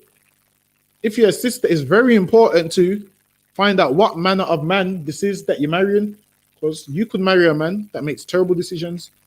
You could marry a man that wants to take your wages and gamble it, talking about, I'm going to flip this and buy us a house, and he loses all the money. Listen, that story is common. I'm going to flip this and buy us a house, and he loses all the money. Or you could be married to a wise man that says, let's have a savings account, because, sometimes hard times is going to come. So let's put this in the savings account and spend this much. And then when hard times comes, guess what happens? You got that money in that savings account. That's right. If you marry someone who ain't so wise, when hard times come, that man's put that money on chips in the casino. That money's put on chips in the casino. And I don't think you know, but the casino is rigged, man. The casino is rigged that only a certain amount of people is going to win. Let's say the casino makes 100 grand, probably someone will win 10 grand. And then that gives you hope that, wow, I've won 10 grand, maybe, let me. And the thing is this, you might win 10 grand from the casino, but over the years that you've been going to the casino, you blew like 100 grand in there, and you're happy about the 10 grand that you've won. It's a scam, man. It's a scam. You do know that the Las Vegas Strip, the Flamingo, was set up by Bugsy Siegel, one of the mafia men. Was set up by Bugsy Siegel, who rigged the casino, who weren't paying taxes, who was taking the takings, man. He was rigging the machines. Come on, do you really think a casino is going to give out more money than they make? Who in their right mind is going to give out more money than they make? No one in their right mind is giving out more money than they make. Now, can you go to the casino? Of course you can. But once you're taking your rent money and going there, then you know you've got an addiction, man. Once That's you're taking money for your children's food, then you know you've got an addiction. Once you know you've got bills to pay and you would rather flip it in the casino, then you know what? Maybe I should phone the school for counsel and not go to the casino. But obviously, if you know you got spare change, little £50 to £100, and you say, you know what, I want to try my luck, then of course you can go to the casino. Who knows? You might win £1,000. Who knows? You might lose your £100. But at least the bills are paid. At least your bills are paid. So with these kind of things, you have to use wisdom. Imagine this: you go to work all day to burn it in the casino and not see a penny of it, man. You're in the casino drinking, thinking you're gonna win. First of all, you're drunk. You don't know what you're doing. You don't even know how to roll the dice properly. You're just rolling it for the sake of rolling it. You're rolling it for the sake of rolling it, and then now you've lost all your money. And then you come home, and now you beat up your wife, like it's her fault that you're a gambling addict, man. That you got a gambling addiction. Now you come home and attack your wife and your children. You come home miserable, shouting at everybody. Why? Because you thought you could win money in the casino and you couldn't. Listen, man. If that's you, you phone the school for counsel, man. If that sounds like your life, you phone the school for counsel, man. Read on. No, God. For the husband is the head of the wife, even as Christ is the head of the church. Christ was the head of the school, man, meaning Christ was in charge of it. And your husband is the head of the wife. He's in charge of you, man. And what did Christ do with the church? He loved them, man. Corrected them. Taught them everything. And that's what the husband is supposed to do as the head of the wife. Teach them everything, man. Teach them. Don't go on Facebook and shame me, man. Read on. Right on, God. And he is the savior of the body. And he's the savior of the body. And what is the body? The body is the wife and the children, man.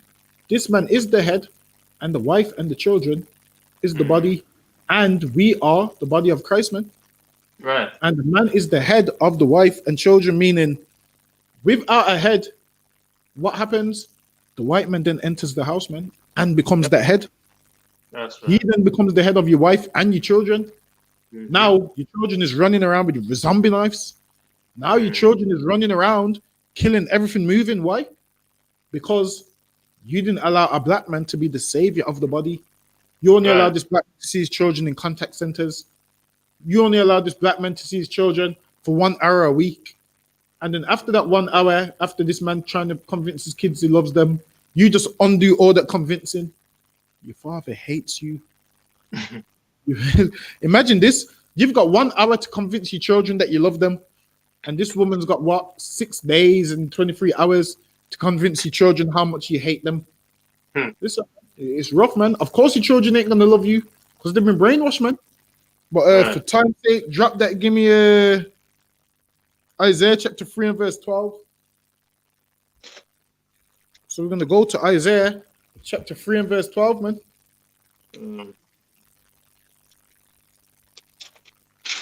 Isaiah chapter 3, verse 12.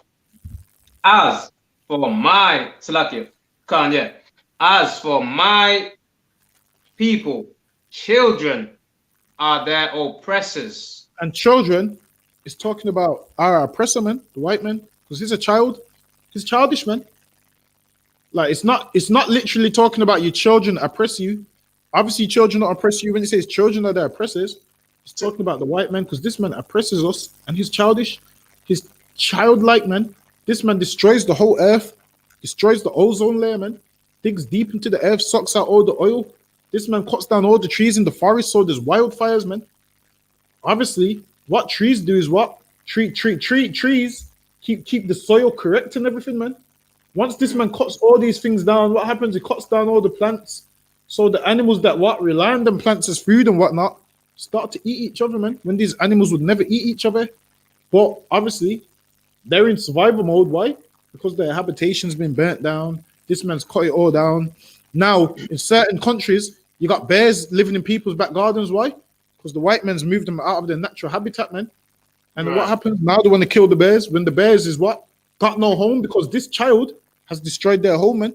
This child has destroyed the food that animals eat. This child has cut down all the trees. Now they're talking about, oh, in Birmingham, clean air zone, £8 a day. Now, trees help clean the air, man. Trees help clean the air. Like, trees do what? Give out what? Oxygen, man. Trees do what? The harmful stuff we breathe out. The trees take it in.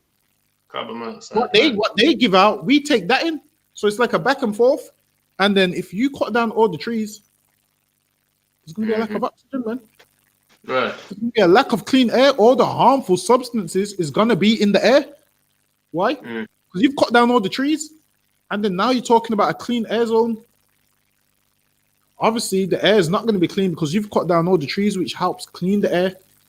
Like, did you know that there's so much trees? There's so much trees. And this man's cut them all down, man.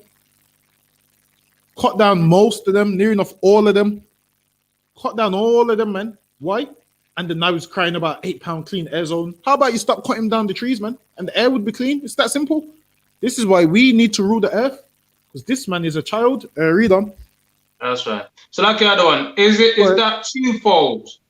Or, because like if... Which one? Isaiah 3? Yeah, 12. As for my people, children are their oppressors. Is that like twofold? Or is it... Nah, this is talking about the white man because your children don't oppress you. The precept for this is the one in Job where it goes, they that are younger than I have me in derision. Is it Job 30? That one? Yeah, Job 30 where it goes, those that are younger than I have me in derision, meaning a childish man rules over you. He's a child. Like everything he does is childish. So like, yeah, I understand for edification, but I understand that bit.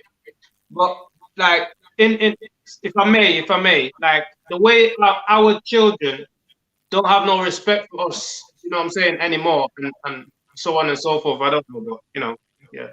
I get what you're saying, but with that, your children don't really oppress you. Obviously, children, they stress you out. They don't listen to you.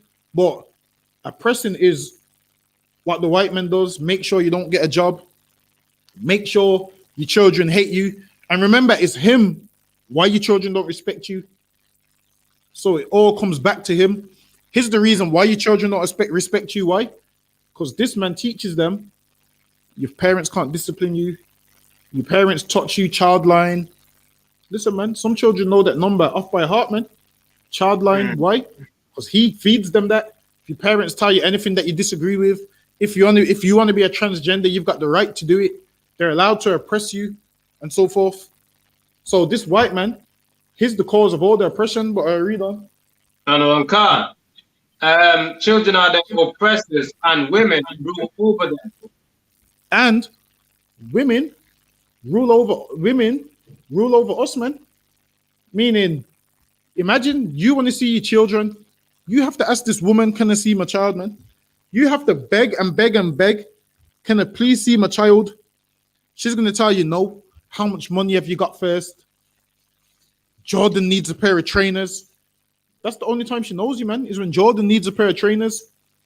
Or when Jordan's misbehaving at school, it's because his dad, it's his father's fault. But when the child graduates to Zapa 1, the mother takes all the credit. He graduated because I'm his mom. But when the child misbehaves, it's because his father's not in his life. So everything that goes bad is the father's fault. Everything that goes good is because of the mother. That's what he's looked upon, man. The child goes to prison, it's because his father's not in his life. The child graduates, she's a great mom, she done it all on her own. How about when the child goes to prison, it's because she done it all on her own, man? How about she's the reason why he went to prison, because what she taught him, all on her own. But the black man gets the blame for everything that goes bad. Like in this, there's no happy moments for you. There's only bad things for you. But for her, she gets all the glory. Give me one more precept before we close out. Give me Proverbs chapter 21 and verse 9. Can I finish it up? Oh, yeah, go ahead. Can, my people, they which lead thee, cause thee to error. Listen, man. These people which lead us, man, cause us to error, man, and they destroy our paths. We let this oppressor lead us.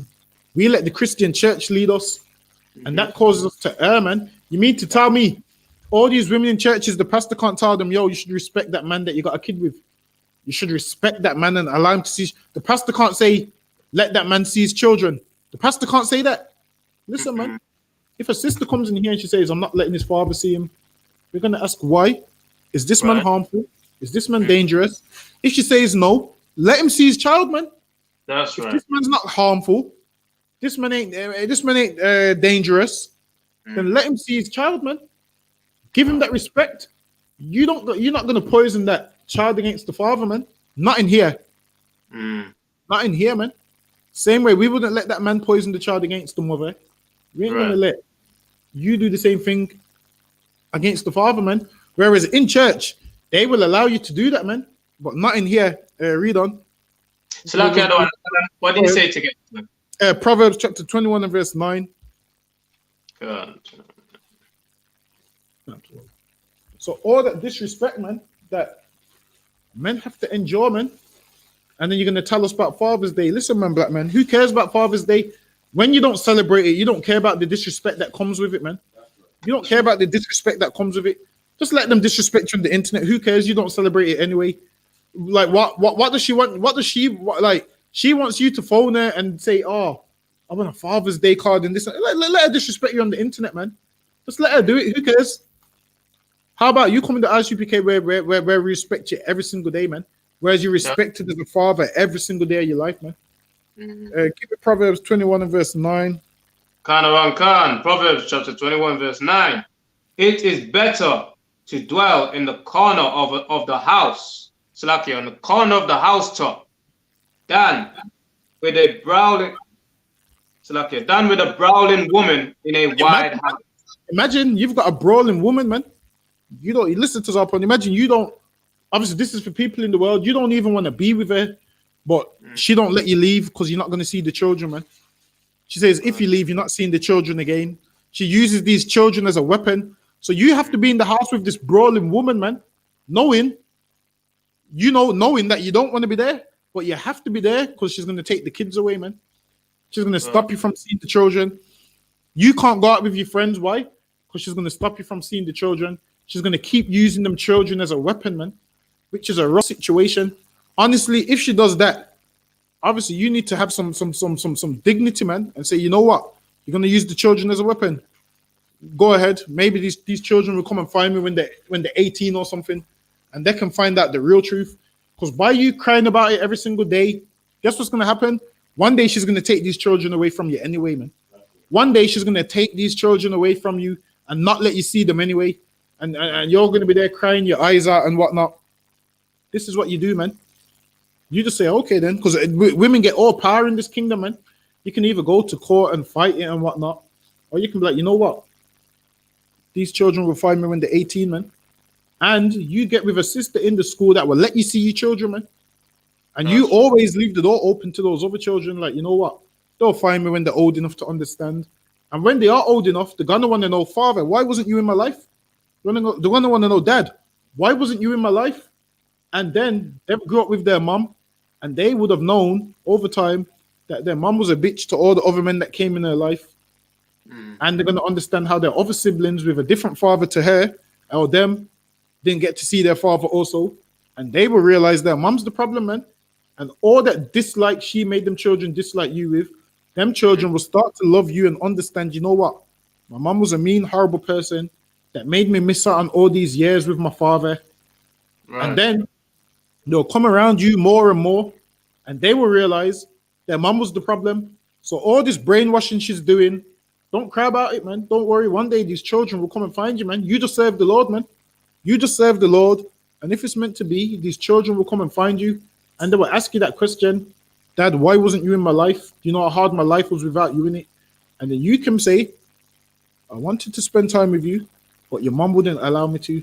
She wanted me to come to these centers. She didn't allow you to stay at mine. She said, I can't do nothing with you. And that's why I didn't see you. But I always kept the door open because I knew one day you would find me. And now you're old enough to understand the truth. Now you're old enough to see through my eyes. And then your children will understand, you know what? maybe my father wasn't the problem.